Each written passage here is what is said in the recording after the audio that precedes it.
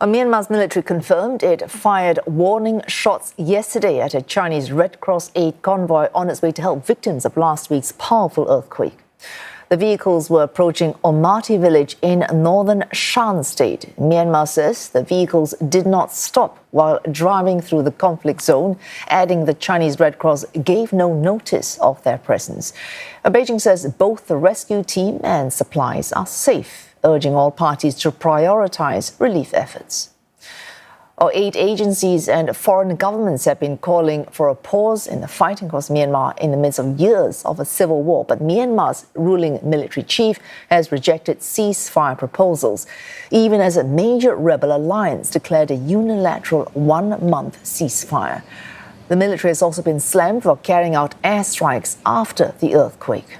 The disaster has killed more than 2,800 so far. More than 370 people are still missing, believed to be trapped under debris. The earthquake has aggravated an already dire humanitarian situation in Myanmar, hard hit by civil war. CNA's team on the ground takes a look at the efforts by the international community to provide some relief. Finding light in one of Myanmar's darkest moments.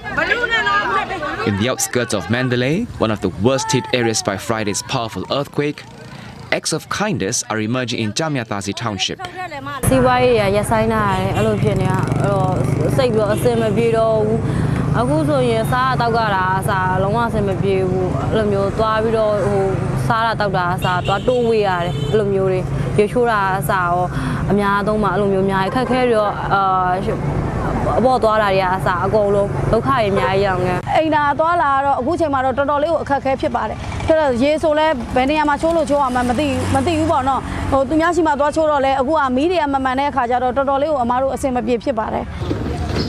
Finding a safe roof over their heads is another urgent concern.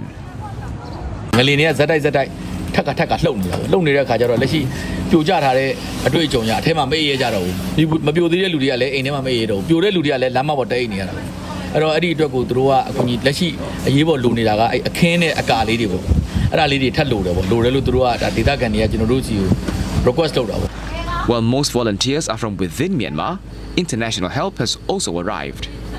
One of the first foreign aid groups on the ground in Myanmar was Humanity Matters. The team from Singapore brought a water treatment system that supplies safe drinking water to survivors of the earthquake, including those who are in hospitals.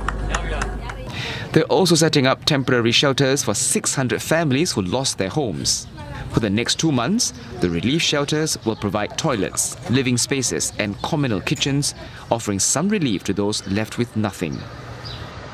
The devastation is massive in terms of extent and scale, and many people have lost their dear ones, while many more are left homeless.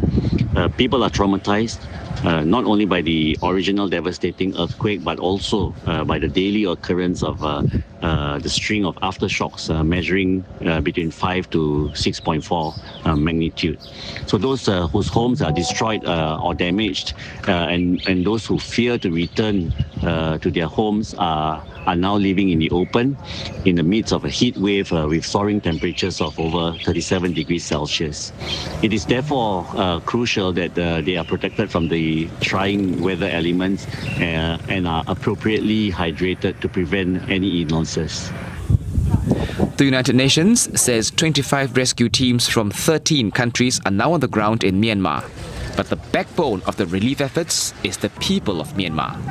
They know the streets, these neighborhoods, the places where homes once stood, helping in whatever ways they can to hold their shattered communities together.